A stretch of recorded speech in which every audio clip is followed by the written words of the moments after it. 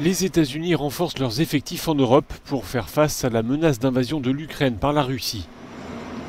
Washington avait annoncé mercredi l'envoi de 3000 hommes.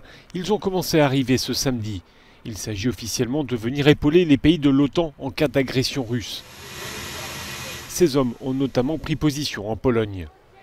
Et même si ces militaires sont prêts à combattre, ce déploiement vise d'abord à dissuader la partie adverse. Les États-Unis disent avoir des renseignements selon lesquels la Russie préparerait une invasion à grande échelle de l'Ukraine et qu'elle dispose déjà de 70% du dispositif nécessaire à une telle opération.